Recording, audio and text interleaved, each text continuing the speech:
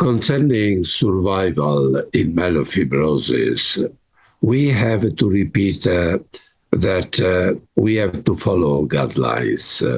Guidelines say if a patient has the possibility to do a bone marrow transplant, this is the first option for these patients to survive more than with normal therapy. So first option should be bone marrow transplantation.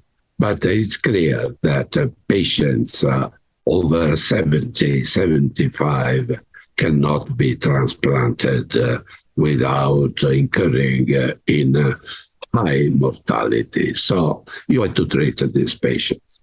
So the question is whether we can assure to these patients also improvement of their survival.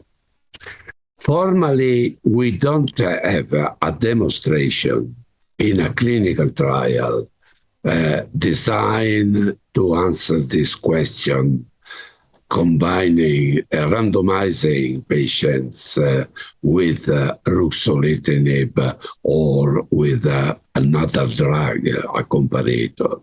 We don't have this. But what we have at the moment, we have information coming from long-term use of Ruxolitinib.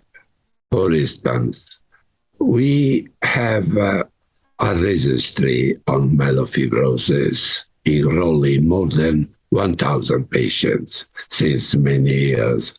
A fraction of these patients were treated with Ruxolitinib after the comfort studies.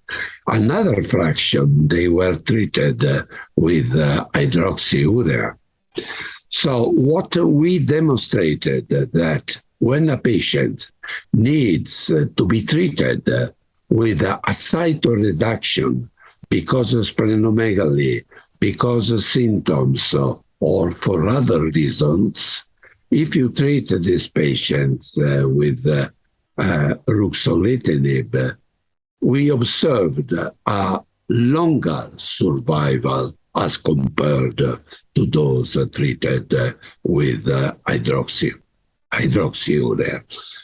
This is my experience of that. And this experience was repeated also by other studies.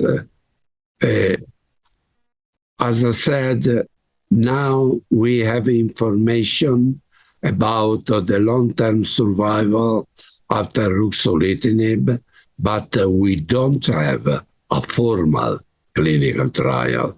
So we should be very careful in interpreting this notion.